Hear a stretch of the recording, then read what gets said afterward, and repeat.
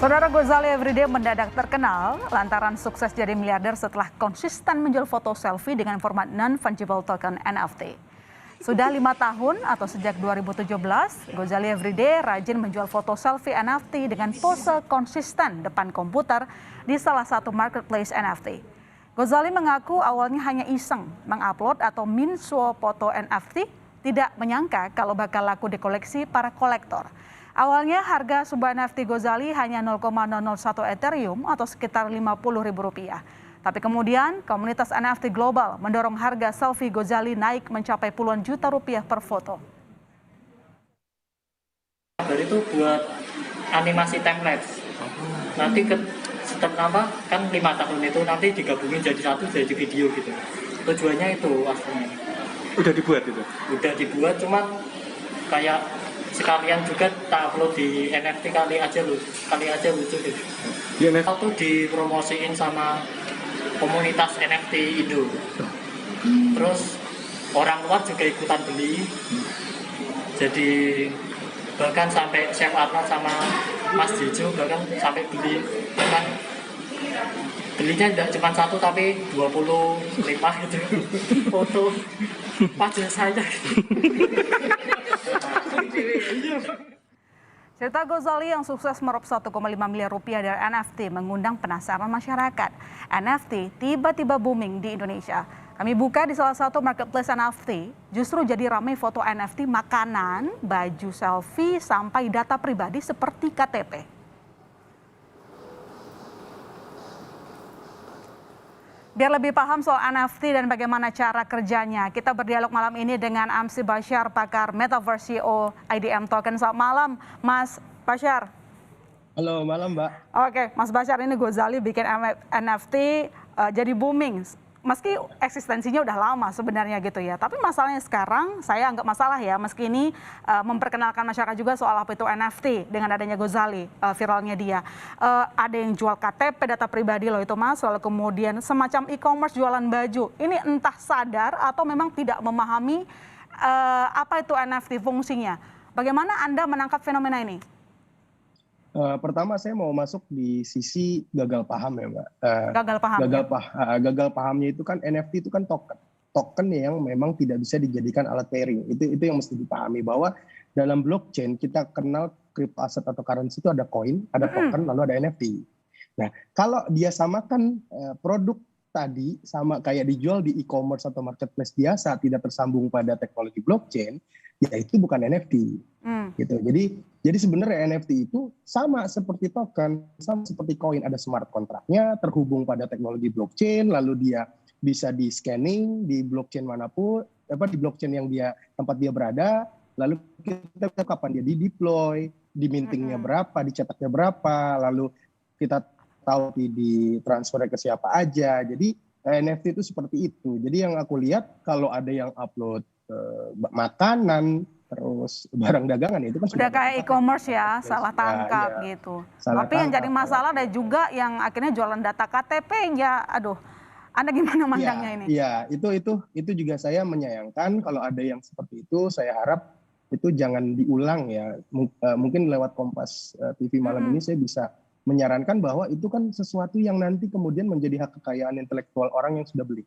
Ya. Dan yang lebih parahnya kalau misalkan nanti yang dijual itu atau yang diupload itu KTP orang, itu nggak boleh.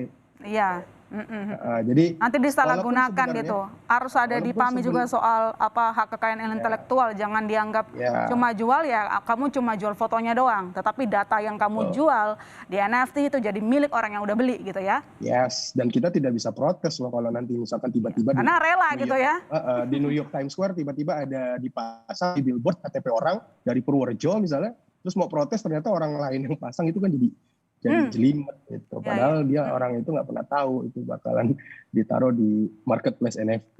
Gitu. Iya, ini kalau kita lihat yang dilakukan oleh para netizen ini sebenarnya mencoba peruntungan yang tadi saya sebutkan. Sebenarnya ada positif tapi sayangnya banyak negatifnya nih untuk awal-awal. Positifnya karena orang kenalan akhirnya sama NFT, meski sebenarnya eksistensinya udah lama gitu. Tapi jadi booming lah intinya, nggak apa-apa lah kalau belajar dulu kenalan dulu. Tapi sayangnya pas kenalan udah keluar dari batas normalnya gitu. Tapi saya mau tanya, karena ini menjadi inspirasi orang-orang, warga RI akhirnya masuk ke NFT.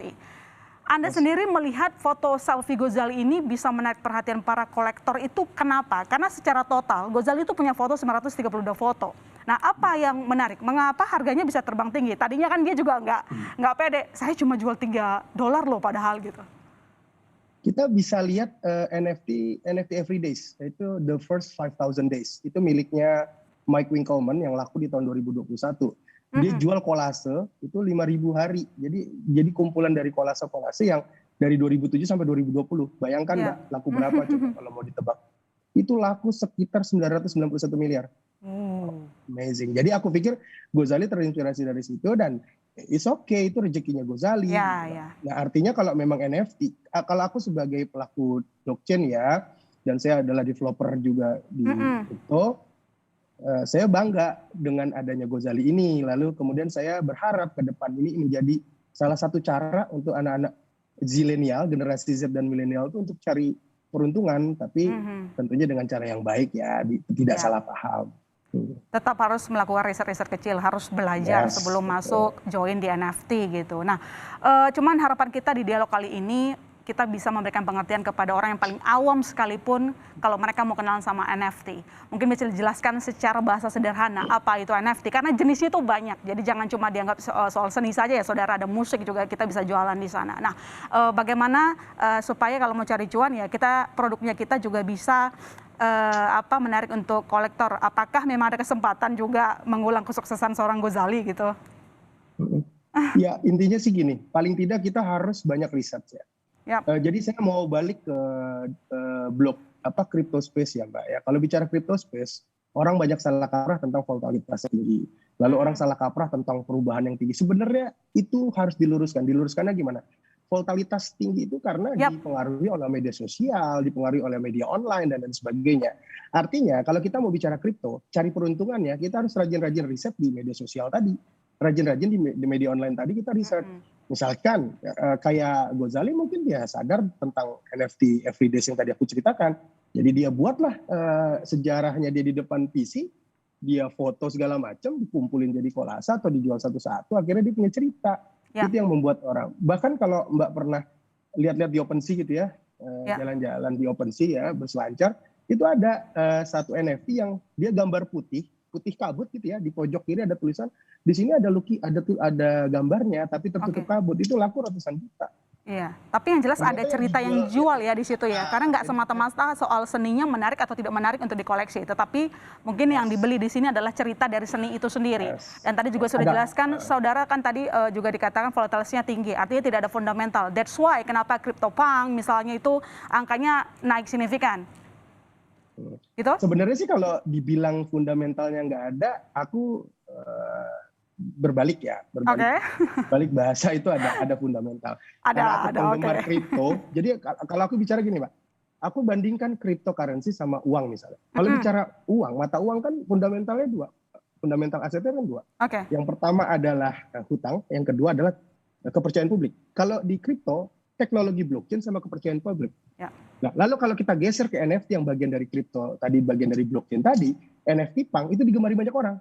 Memang banyak orang yang senang sama gambar-gambar 2D kan. Kita lihat ada Roblox, kita lihat ada Minecraft. Memang ada orang-orang yang gemar akan itu, dan yang gemar akan itu adalah komunitas yang udah banyak uangnya hasil trading jadi kripto, yang jumlah asetnya itu bisa ratusan miliar bahkan triliunan gitu. Jadi dia easy aja untuk dia beli kapanpun. Tapi bukan berarti yang harus kita tempelkan di marketplace itu adalah barang-barang sembarangan gitu loh. Jadi memang benar-benar harus serius. Serius.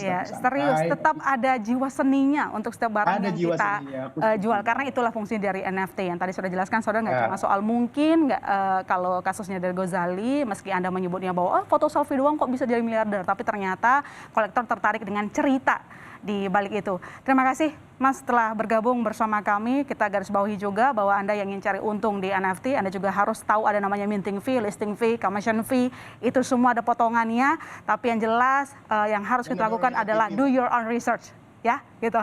Terima kasih sekali lagi, selamat malam. Sehat-sehat selalu Mas Fasyar.